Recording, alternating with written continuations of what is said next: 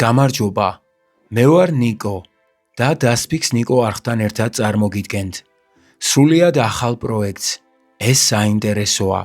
დღეს კი ამ პროექტის ფარგლებში გიამბობთ მარტინ ლუთერ კინგის ბევრისათვის ნაკლებად ცნობილ 100 საინტერესო ფაქტზე, რომელიც ყველამ აუცილებლად უნდა იცოდეს. მანამდე კი უფრო მეტი საგანმანათლებლო შინაარსისათვის გამოიწერეთ არხი და კომენტარებში გაგვიზიარეთ თქვენი აზრი ამ პროექტთან დაკავშირებით. ამით კი ძალიან მაგარ საქმეს გააკეთებთ. მადლობა, რომ გვისმენთ. შესავალი. ალბათ ძალიან ცოტა ადამიანმა თუ იქონია საზოგადოებასა და მის ცხოვრებაზე ისეთი გავლენა, როგორც მარტინ ლუთერ კინგმა. მან ჩაგრულ და სისტემით შევიწროებულ აფრო-ამერიკელ მოსახლეობას მოუწოდა. თანასწორობისათვის არაძალადობრივი მეთოდებით ებრძოლა. სამოქალაქო აქტივისტმა, რომელმაც ძალადობას მშვიდობიანი განწყობა დაუპირისპირა, შეიძლება ითქვას, საწადელს მიაღწია. მიუხედავად იმისა, რომ კინგი 1968 წელს მოკლეს, მის სახელს უკავშირდება ამერიკის შეერთებულ შტატებში კანონიერი სეგრეგაციის დასრულება. მან ასევე დიდი როლი ითამაშა 1964 წელს სამოქალაქო უფლებათა აქტის და 1965 წელს ხმის მისცემის უფლებათა აქტის მიღებაში. მიუხედავად იმისა, რომ მარტინ ლუთერ კინგის სახელი მსოფლიოს ყველა კუთხეში იციან, ხშირად ეს სახელი ნებსით თუ უნებლიეთ ჩრდილავს მისი ბრძოლის მნიშვნელოვან ეპიზოდებსა და ცხოვრების საინტერესო ფაქტებს. კინგის მოღვაწეობა სირთულეებითა და დაუსრულებელი ბრძოლებით იყო სავსე, თუმცა მასში იმედის და სოლიდარობის შენებისთვისაც მოიძებნა ადგილი. მის მიერ გადადგმულმა ნაბიჯებმა ამერიკას სამუდამოდ შეცვალა, მსოფლიოში კი ტოლერანტული საზოგადოების ჩამოყალიბებას შეუწყო ხელი. ეს საინტერესოა. ფაქტი პირველი. კინგის დაბადების სახელი მაიკლი იყო. სამოქალაქო აქტივისტი. 1929 წლის 14 იანვარს დაიბადა სახელით მაიკლ კინგ უმცროსი. მაიკლ კინგ უფროსისა და ალბერტა უილიამს კინგის ოჯახში. მამამისი, რომელიც ებინეზერის ბაპტისტური ეკლესიის მღვდელმსახური იყო ატლანტაში, 1934 წელს გერმანიას ეწვია, სადაც პროტესტანტული რეფორმაციის ერთ-ერთი ფუძემდებლის მარტინ ლუთერის მოძღვრებებმა მასზე დიდი გავლენა იქონია. ამიტომ კინგ უფროსმა თავის თავს და მოგვიანებით შვილსაც მარტინ ლუთერ კინგი უწოდა. ეს საინტერესოა. ფაქტი მეორე. ნობელის პრემიის მიღებისას იგი ყველაზე ახალგაზრდა ლაურეატი იყო.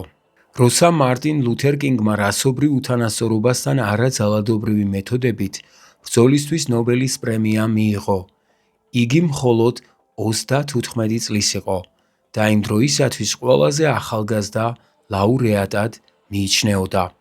პრემიად მიღებული $54,000 მან სხვადასხვა საზოგადოებრივ ორგანიზაციას შესწირა, რათა სამოქალაქო უფლებების მოძრაობას განვითარებაში დახმარებოდა. ეს საინტერესოა. ფაქტი მესამე. მხოლოდ 1957-დან 1968 წლამდე კინგმა თითქმის 10 მილიონი კილომეტრი გაიარა და 2500 ჯერ გამოვიდა სიტყვით. ქრისტიანული მეთაურობის სამხრეთულმა კონფერენციამ 1957 წელს კინგი პრეზიდენტად აირჩია. იგი სამოქალაქო აქტივისტთა ჯგუფს 1968 წლამდე მის სიკვდილამდე უძღვებოდა. ქრისტიანულ ღირებულებებზე დაფუძნებული ორგანიზაცია სამოქალაქო უფლებებისთვის ბრძოლის მშვიდობიან გზებს ეძებდა. განდის სწავლებებით და ქრისტიანული პრინციპებით კინგმა სამოქმედო გეგმაც შეიმუშავა. იგი მთელი ქვეყნის მასშტაბით მოგზაურობდა, აწყობდა საჯარო გამოსვლებს და მშვიდობიან საპროტესტო აქციებს. ამ 11 წლის განმავლობაში მან აგრეთვე დაწერა 5 წიგნი და უამრავი სტატია. ეს საინტერესოა. ფაქტი მეოთხე. სამოქალაქო ლიდერს 4-ჯერ დაესხნენ თავს და 29-ჯერ დააკავეს. მიუხედავად იმისა, რომ კინგს ბევრი აღმერთებდა და არანაკლებად პატივს სცემდა, პოლიციელები მას ამერიკის უსაფრთხოებისათვის საფრთხედ აღიქვამდნენ. იგი ციხეში თითქმის 30-ჯერ მოხვდა, რადგან სამოქალაქო დაუმორჩილებლობისთვის იყო დამნაშავედ ცნობილი. მათ შორის იყო შემთხვევა, როცა 1956 წელს ალაბამას შტატში, მონტგომერიში, იგი დაშვებული სიჩქარის ლიმიტზე 8 კმ/სთ გადაჭარბებისთვის დააკავეს. საქმეში მაშინ გამოძიების ფედერალური ბიუროც კი ჩაერთო. ისტორიული ფაქტები მიუთითებს, რომ კინგის განვითარებისათვის ხელი შეშლა მათ არაერთხელ სცადეს. 1963 წელს მე ვოცნებობ სახელით ცნობილი სიტყვით გამოსვლის შემდეგ კი FBI-მ კინგის და მისი ორგანიზაციის საქმიანობის გამოძიება გააძლიერა. ეს საინტერესოა. ფაქტი მეხუთე. კინგი ამერიკის შეერთებული შტატების ერთადერთი არაპრეზიდენტი ფიგურაა, რომელსაც მისი სახელობის ეროვნული დღე აქვს.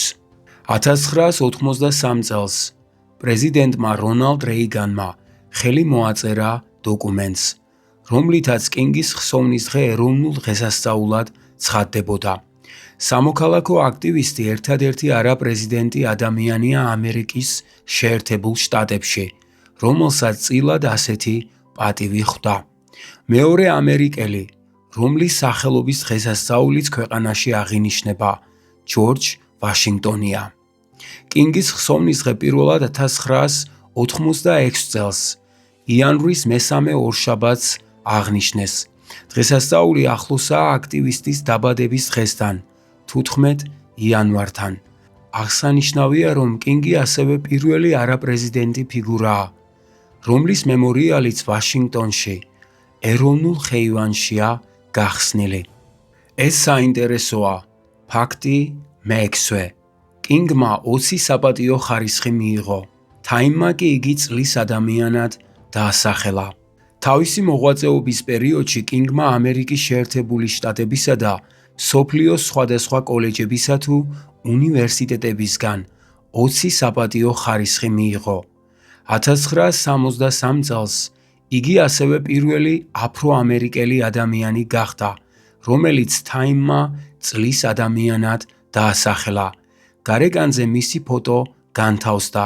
ჟურნალში კი კინგის საქმიანობის გამორჩეულ მომენტებს, მათ შორის პრეზიდენტ ლინდონ ჯონსონთან შეხვედრასა და ალაბამაში დაკავებას 7 გვერდიანი სტატია მიეძღვნა. ეს საინტერესოა. ფაქტი მეშვიდე. ამერიკის შეერთებულ შტატებში დაახლოებით 900 ქუჩა ატარებს მარტინ ლუთერ კინგის სახელს. ტენესის უნივერსიტეტის გეოგრაფიის პროფესორის დერეკ ელდერმანის თქმით, ამერიკის შეერთებულ შტატებში დაახლოებით 900 ქუჩას ჰქვია კინგის სახელი. 1968 წელს სამოქალაქო აქტივისტის მოკვლის შემდეგ ქვეყანაში არაერთმა ქალაქმა დაიწყო ქუჩების გადარქმევა და კინგის საპატივსაცემოდ მისი სახელის წოდება.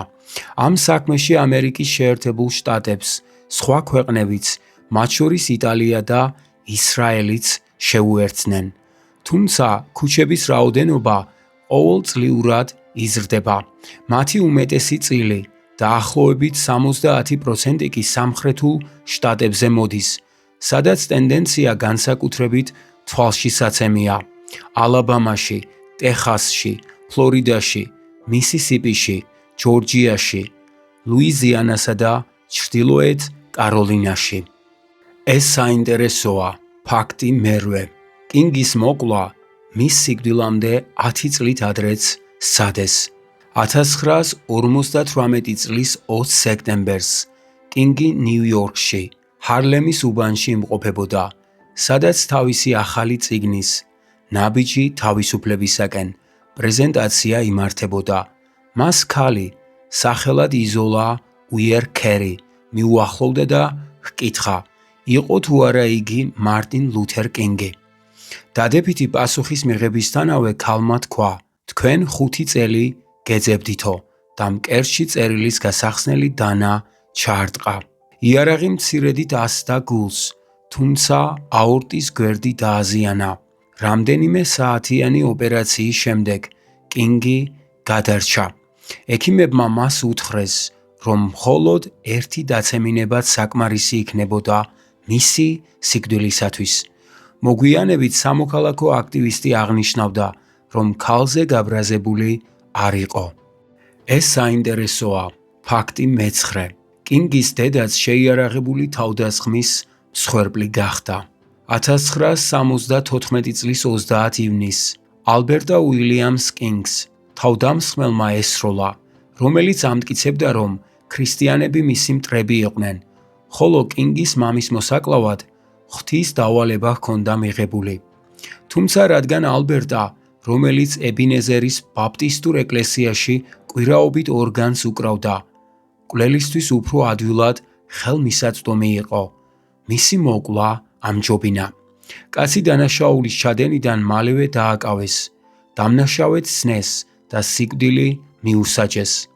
რადგან კინგების ოჯახი სასჯელის უკიდურესი ზომის გამოყენების წინააღმდეგი იყო, მოგვიანებით იგი სამუდამო პატიმრობით ჩანაცვლდა.